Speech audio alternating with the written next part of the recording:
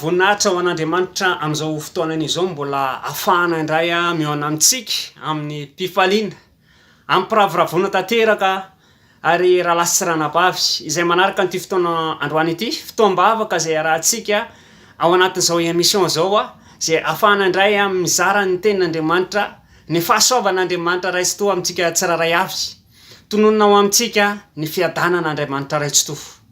Tsy adino moa zany satria araka ny tenin'i Jesosy Kristy zay hoe fiadanana nomeko anareo, fiadanana novelako anareo.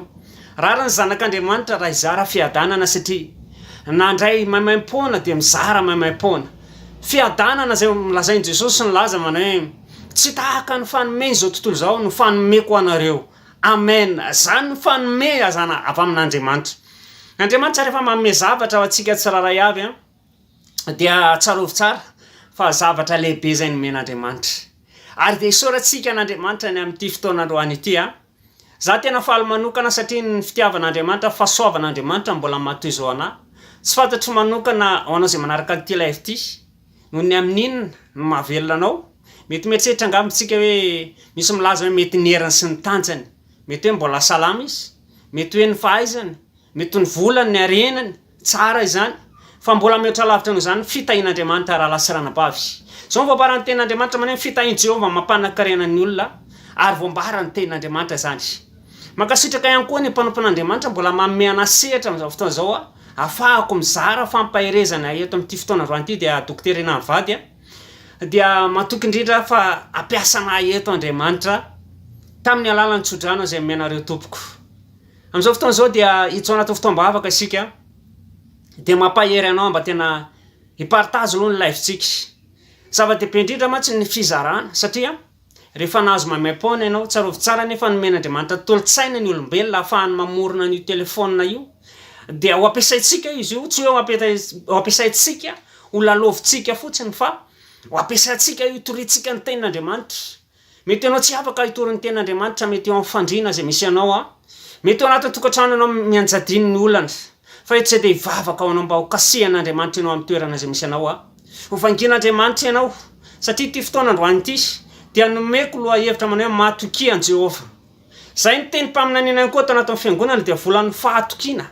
Rehefa isika matoky an'Andriamanitra, manana fahatokiana an'Andriamanitra ary andro azakiana an'Andriamanitra raha lasy ranabavy. Dia zarao ny live-tsika. Zarao ny live satria misy zavatra tsy vitanao.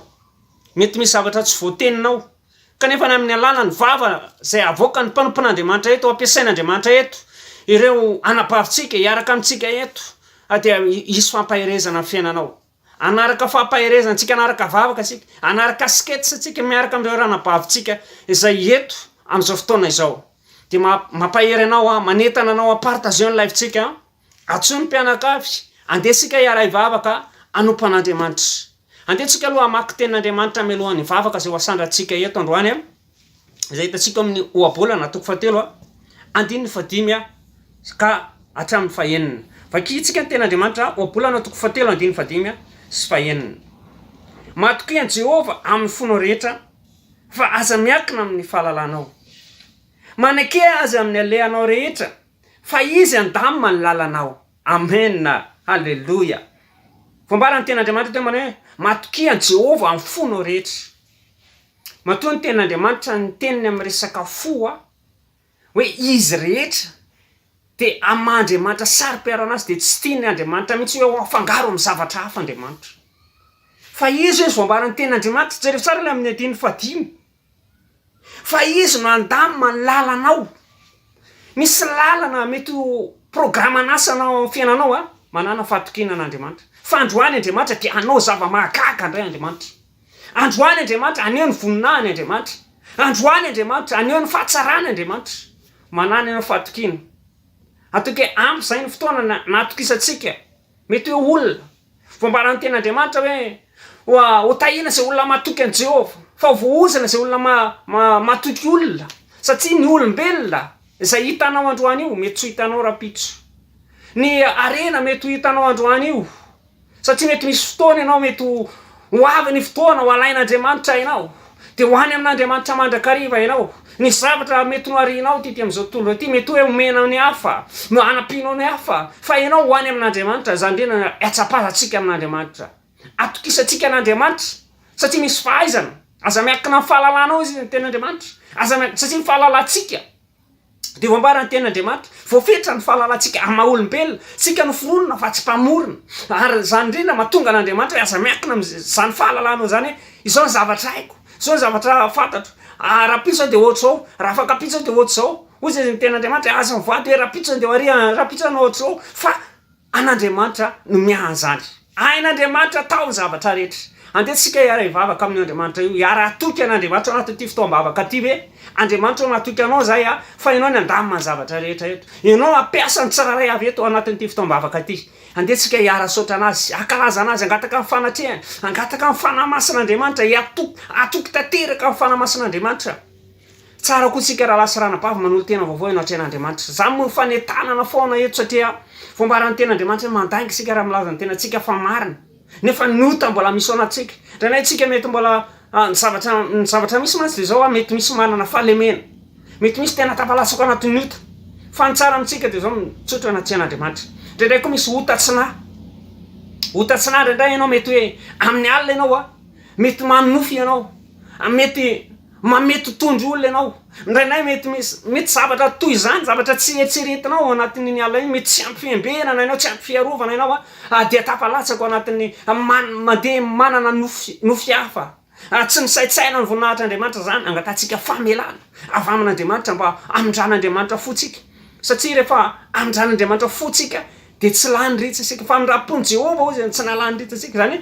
misy fitoba-pasoavana mahagaga ataon'andriamanitra ao anatin'izany ka am'izao fotoan'izao ndetsika hiaraka anandratra am'feotsika ary ravatsika ny karazana zay blokazy ataon'ny fahavalo eto ny fahavalo tsy faly ny amin'ny fahatongavana eo amin'ny fanatrehan'andriamanitra raha tsy faly satria anao anananao ny hery anananao ny fahefana zay men'andriamanitra anao poteo zany ho rava rehefa rava izany andriamanitra anangana fiainana be lehibe amin'ny fiainanao andriamanitra anangana anao andriamanitra pahery anao andeha asika hiara ivavaka am'izao fotoana izao raha io mbola makasitraka anao zay amin'ny anaran'i jesosy ny am'ty fotoana sarobidy androany ity zay ahafahanay manatrika anao andriamanitra miatsapy tanteraka ny fitiavanay ny fonay ny aminay ray manontolo eo anatrehanao mivavaka zay tompo malala ary makasitraka anao zay andriamanitra ny amin'ny fitantananao ny amin'ny fahagaganao ny amin'ny voninahitra mahagaga zay nataonao taminay tsiraray avy enina amin'ny lasanazy ny amin'ny zavatra rehetra zay nataonao andriamanitra maro reny tompo tsy voatanisanay na nyrevitra iainanay andriamanitra makasitraka anao zay tompo ao anaty zao fotoam-bavaka izao de oka mifanatrehanao ny aminay hitoetra anatin'ny fonay hitoetra amin'ny fanahinay oka ny herin'ny fananao masina ameny tsiraray avy amin'ny anaran'i Jesosy Kristy feny heriny tsiraray avy rakofanao ny herinao zay andriamanitra satria tsy vitanay amin'ny fahalalànay zany tsy akina amin'ny fahalalànay zay na ny fahaizanay andriamanitra fahalalànay ny zavatra ivelany andriamanitra fa miakina aminao zay tompo miakina amin'ny voninahitra ao zay andriamanitra ninina karazana fahotana eloka nataon'ny tsiraray asa satria tsy tanteraka zay ny fona aminao zay tompo mamelana izy mety misy programa nalehanay kanefa ndeha ireny tsy araka ny sitrapon'andriamanitra mety misy lalana ndraindray mety misy fanafitonana ndraindray mety natesiranay tompo malala tamin'ny fihetsika ny manodidina nijery andeha zay nierikerika zay mifona aminao zay andriamanitra oka diovinao amin'ny ranao ny tsiraray avy amasinitra Jesosy malala oka tena anadio tanteraka anay ny ranao Jesosy malala raisy ny fiainanay apelatananao fa ninena karazana blokazy ataon'ny fahavalo eto satria matoky an'andriamanitra velona mpamonjy mahagaga tsy miova dia apotehanay zany herina fahavalo zany tsy manakery ao anatin'ity fotoana ity misaotra anao zay tompo malala amin'ny anaran'i Jesosy aleloia amen am'izao fotoana zao andetsika hiara ideran'andriamanitra miaraka am'ireto raha lasy ranabavy ako amin'ny refis praise reto izay mitondra lohateny misaotra anao zay tena andetsika hiara saotra an'andriamanitra ary efa vita zay dia anasan'ny anabavitsika Feizory sy Naël atsika hitondra atsika ao anatin'ny vavaka zay napetrako ny tompo ampony izy ireo hitondra mbavaka ao anatin'ity fotoana ity rehefa vita zay vavaka ataon'zareo zay dia anaraka fampaherezana fotsika mba ho voninahitr'andriamanitra ao anatin'ity fotoam-bavaka ty manarafinaritra tompoko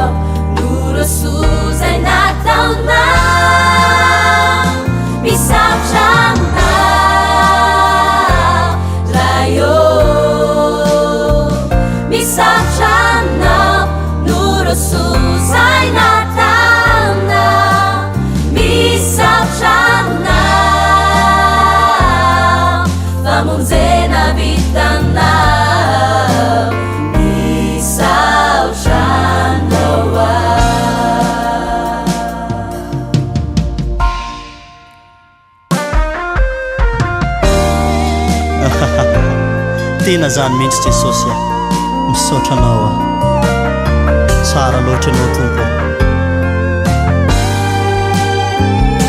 marobe ireo zavatra nataonao tamin'ny fiainanay mankasitraka anao zay ray indreky zay ray fo saina ry fanahy ankalaza ny anaranao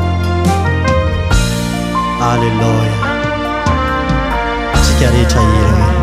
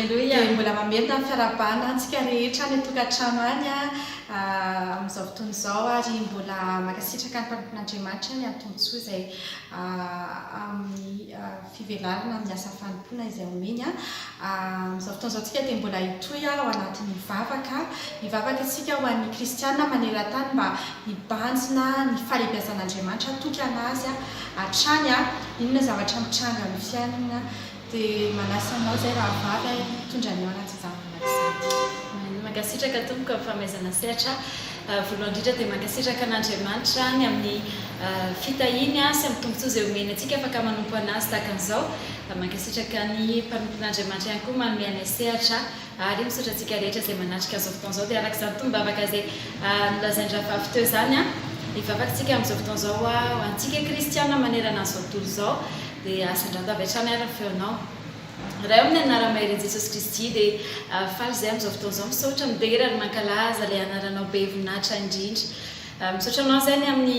fotoana tahaka izao izay omenao anay ahafahana indray manadra-peo any aminao ahafahana mitondra vavaka ahafahana mijoro ambanga ho an'ny kristiana manerana an'izao tontolo izao ho androany izay mivavaka ho an'ny kristiana tsiraray avy naiza misy anazy mba tena hoe hibanjina anao hibanjina ny fahalehibiazanao sy ny herinao sy ny voninahitrao fa tsy hibanjina ny olana tsy hibanjina ny aretina tsy hibanjina an'izao tontolo izao fa tena hoe any aminao no maso ny tsiraray avy any aminao no hiandrandra ny tanany tsiraray avy dada mivavaka aminao izay amin'izao fotoana izao vangio ny tsiraray avy vangio ny kristiana manerana an'izao tontolo izao ninona zavatra mety hoe miseho sy mandalo eo amin'ny fiainana dia ampafantaro anazy fa ao anatin'ny mafy ao anatin'ny mangidy ao anatin'ny fahasahiranana dia ao no isehon'ny herinao sy ny voninahitrao ary azavela isito isanjara amin'izany herinao sy voninahitrao izany fa asehoe aminazy ireny ny fahalehibiazanao apetrao aty-ponay tsiraray avy ny fatokinanao samy atoky anao ny tsiraray avy tononoko amin'izao fotoana izao fa miakatra ny finoany tsiraray avy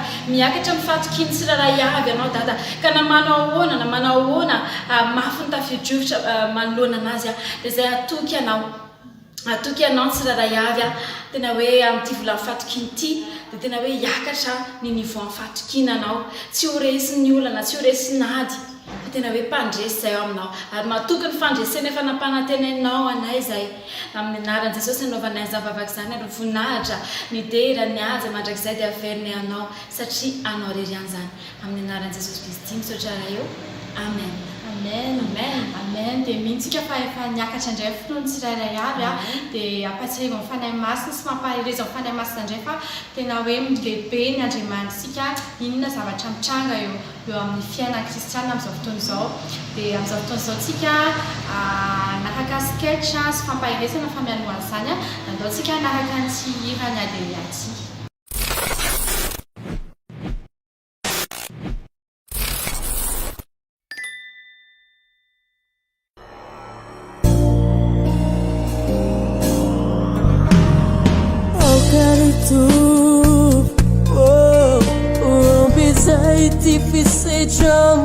Ai, vem falando na lareira, me sento a pisar tu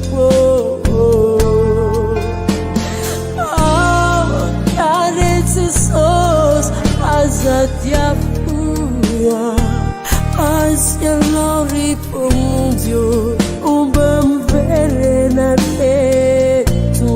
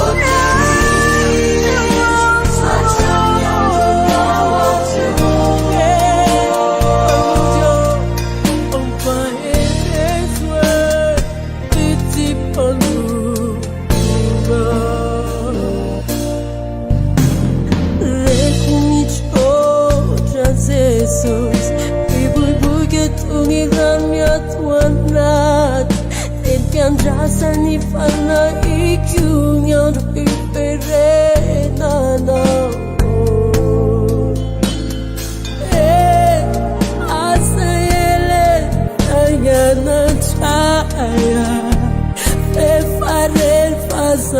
Sane Binfiavin Yantuno Oh Mianstandro Avi Tungabanta Tiana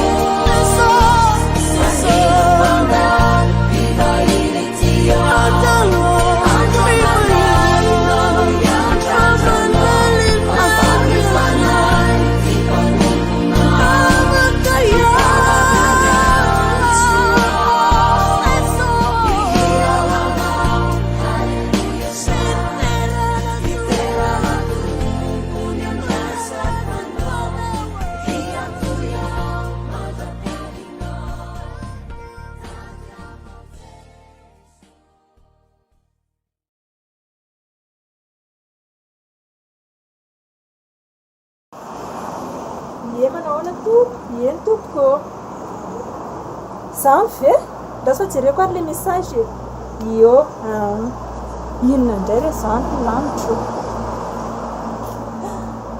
fa inona indray ary zany zavatra very zany tena favaraka marina mafy zao ihany efa niteneniko any ankizy zao tena kivy mihitsy ny miteny le ankizy Andriamanitro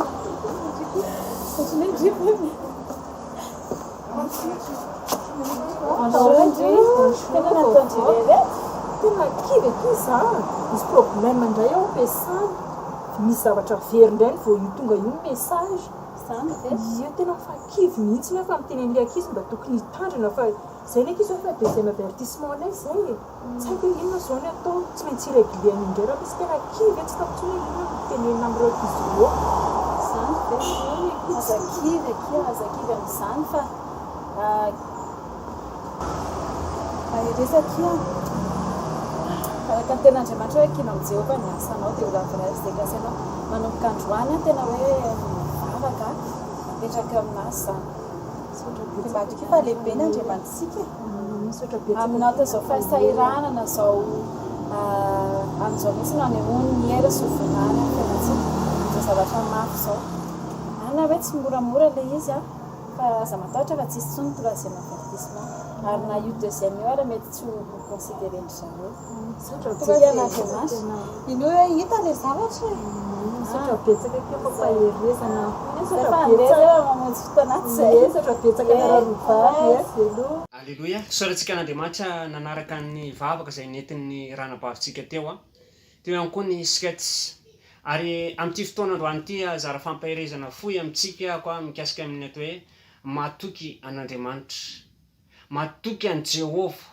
raha tena diniatsika zany vombarany ten'Andriamanitra zany hoe iza mozan'ny Jehova zany misy ten'Andriamanitra zay hitatsika ao amin'ny matotoko voalohany 1:20 teo izy ny ten'Andriamanitra manao hoe ka hiteraka zazalahy izy ny Virginie ary ny anarana ataony hoe Jesosy fa izy no amonjy ny olony ho afaka amin'ny fahotana dia jerentsika fa ny dikany hoe Jesosy io dia hoe Jehova no mpamonjy ka eto dia mampahery anao ao anatin'izao fotoana izao mba tena anana fatokina ny Jehova ianao anana fatokina ny Jesosy ianao satria rehefa eo Jesosy dia anao zava-mahagaga amin'ny fiainanao izy fa takian'Andriamanitra amintsika araka ny tema zay zarako amintsika eto hoe mila matoky azy sika mila manana fatokina ao anatinao ianao raha mba miresaka hoe fatokina zay dia misy zavatra hianteheranao zay tsy ampian'ny olona fotsiny milaza hoe matoky loatra anao Andriamanitra fa matoky miaraka amin'ny hery,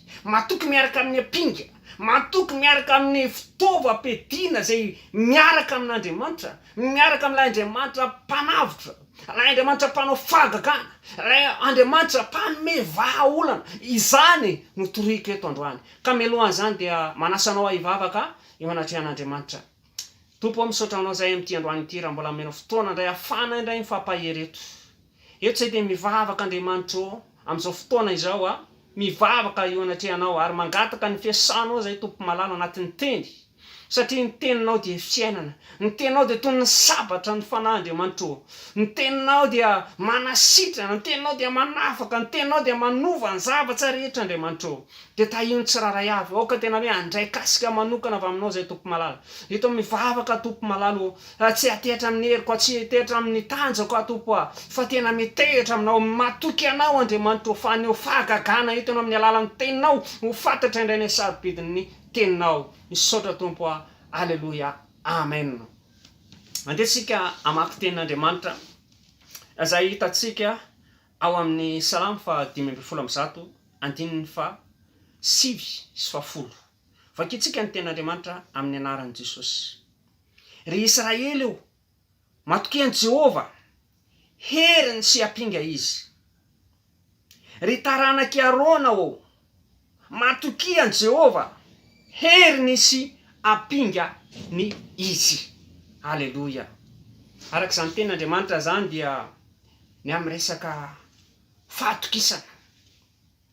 Raha ohatra ka matoky tsika fa tsy ampy ny hery, tsy ampy ny fahalalantsika ny hery, na matoky tsika fa tsy ampy ny apinga zay eo amin'ny fiainantsika, milasika ilay matoky an'Andriamanitra kanefa tsy ampy le zavatra reo dia mandeha ila ihany. Fa Andriamanitra dia tompon'ny fataterahana rehetra ao amin'ny hery. Ary zany indrindra mahatonga an'Andriamanitra ny teny hoe ry Israely io, matokian Jehova. Ry Israely, mitodika tanteraka amin'ny atao Israely eto ny tenin'Andriamanitra. Iza marina moa zany Israely zany. Na isika zany mba mandiny tena, iza marina moa zany Israely lazainy Baiboly zany. Mba tafidzo ao anatin'izany ve za ty? Satria za koa mba te atoky an'Andriamanitra.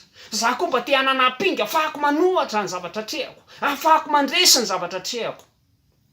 Teny koa Andriamanitra eto, Iarona izy, Iarona voambarany tenin'Andriamanitra zay ho azavaiko. Fa Iarona dia olona voahositra Andriamanitra, manao ny asa fampo-pivavahana teo anatseha'Andriamanitra. Anisan'izany ny mpanompon'Andriamanitra zay manaraka an'izao fotoam-bavaka zao, apingany sy hery Jehova.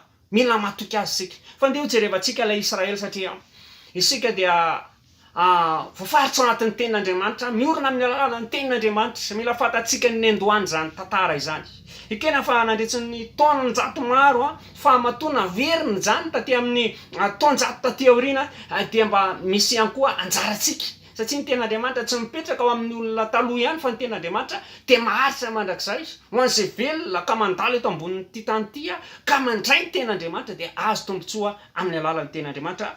Vakitsika ny tenin'Andriamanitra ao amin'ny Genesis 2:3-7. Andeo vakitsika ny tenin'Andriamanitra. Ary ho indray izy, tsy atao hoe Jakoba intsony ny anaranao fa Israely.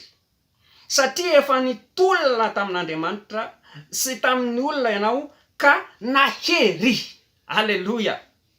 Ny resaka teto ny tenin'Andriamanitra Israely. Teto moa momba ny tenin'Andriamanitra hoe Jakoba. Jakoba dia tamin'ny voalohany izy nitehatra tamin'ny reniny. Ngamba mahatadidy an'izany tsika tsiraray avy. Tamin'ny alalan'ny andraisan'ny tsodrano dia ny reniny no nitondra anazy teo anatrehan'ny rainy.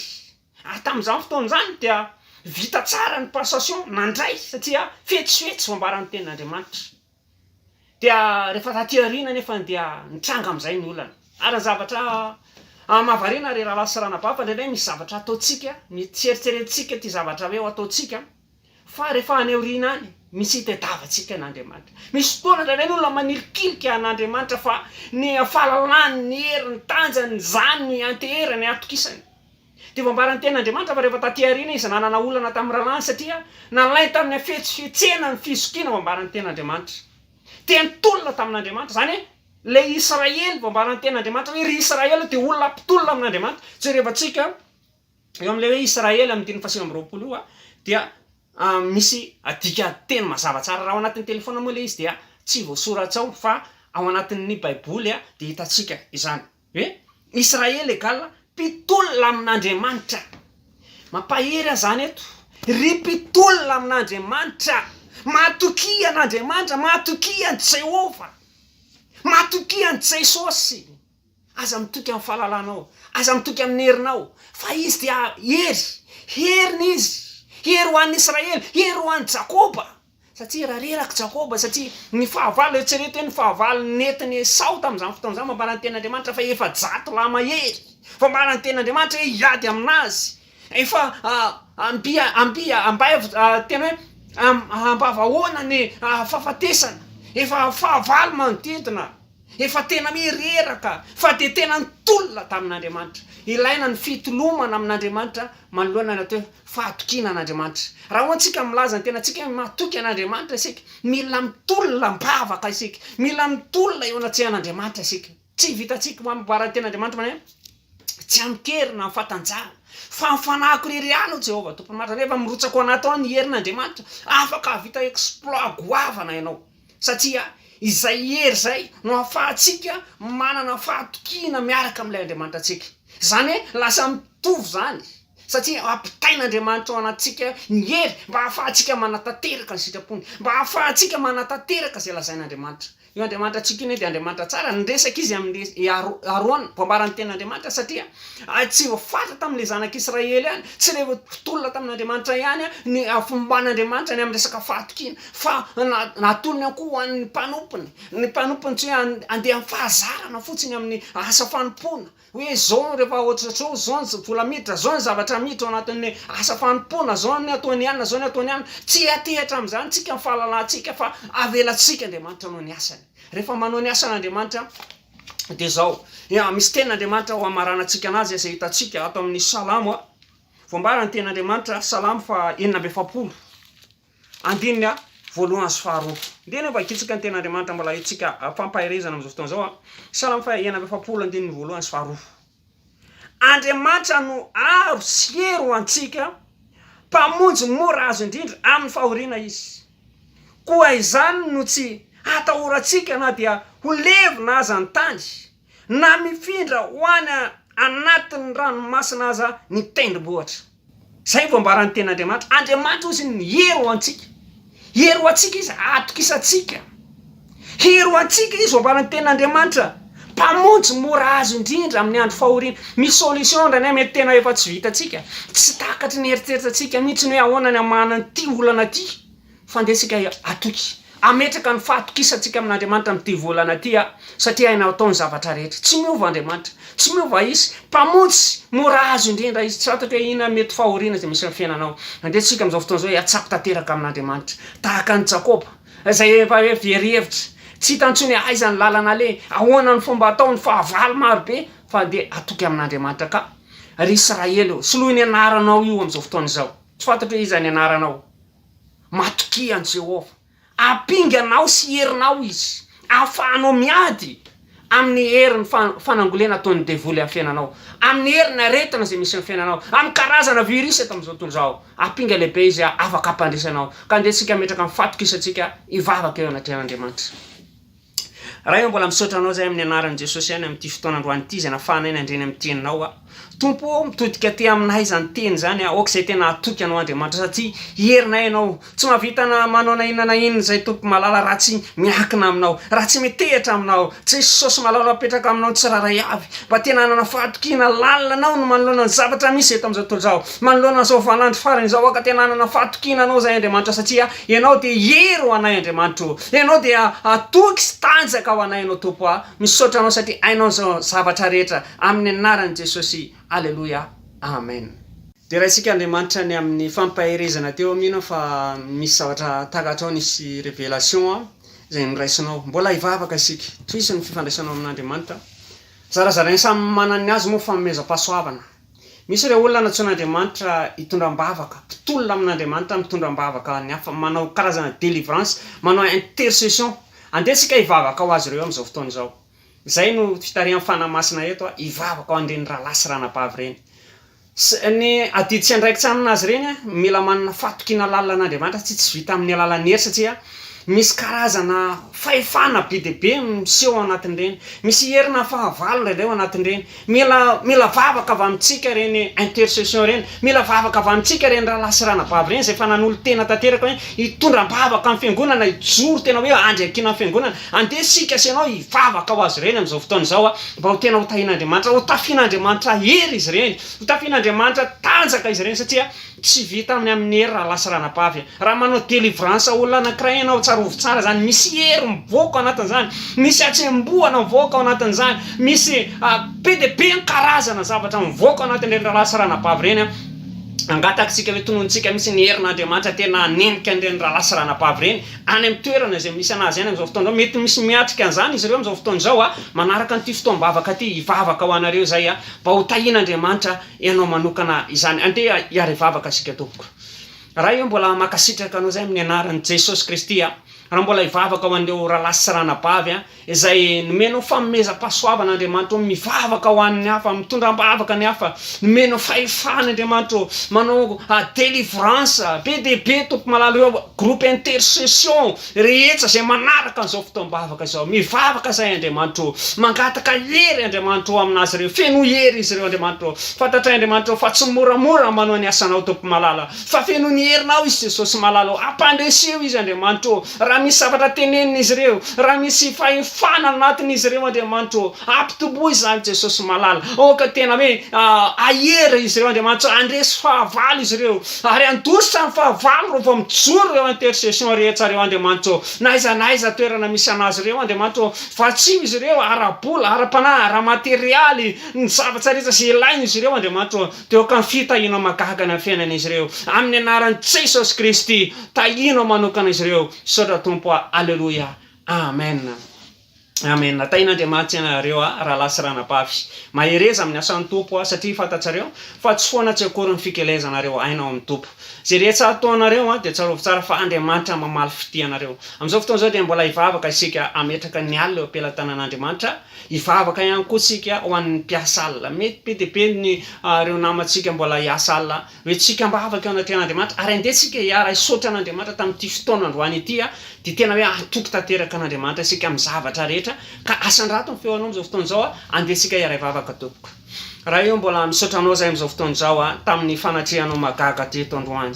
Misaotranao zay tompo malalo satria teto ianao Andriamanitra. Mivavaka zay ho an'ny alina anay Andriamanitra. Tena matoky anao zay tompo malala. Matoky anao zay fa mpiady mahery ianao. Mpamonjy mora azo indrindra ianao. Miaro anay ianao Andriamanitra amin'izao alina mangina izao. Mba tsy ho azon'ny fahavalony tsiraray avy. Mivavaka ihany koa zay Andriamanitra amin'izao fotoana izao andeha raha lasy ranabavy izay anao ny asa mandraraha isan-karazany amin'izao alina izao Andriamanitra. Tahio izy ireo meo hery, meo tanjaka izy ireo Andriamanitra. Ary eo tsy dia makasitraka Andriamanitra tamin'ny fanatrehanao tamin'ity fotoam-bavaka ity. Tsapanay fa tena tianay loatra ianao Andriamanitra. Miantso anay fa tena hiatehatra amin'ny herinao, atoky anao amin'ny zavatra rehetra tompo malala. Misaotra anao Jesosy satria ny tsiraray avy dia asoavinao hatrany hatrany. Misaotra tompo malala fa ny fitahiana sy ny fiadanana, ny voninahitra ao Andriamanitra. Miaraka aminay tsiraray avy eny amin'ny toerana izay misy anay eny. Misaotra tompo satria tsara loatra ianao amin'ny anaran'i Jesosy Kristy. Alleluia, amen. Andehantsika hiara-zara tem-pahasoavana izay hitantsika amin'ny Salamo 7:20 eny tokoa fahasoavana so amin'ny anaraka antsika amin'ny andro rehetra iainantsika dia hitoetra ao San Jehova andro lava isika. Averena ataovy amin'ny tenanao rery ihany eny tokoa fahasoavana so amin'ny anaraka amin'ny andro rehetra iainako dia hitoetra ao San Jehova andro lava ao. Amen. Samy tahian'Andriamanitra tokoa.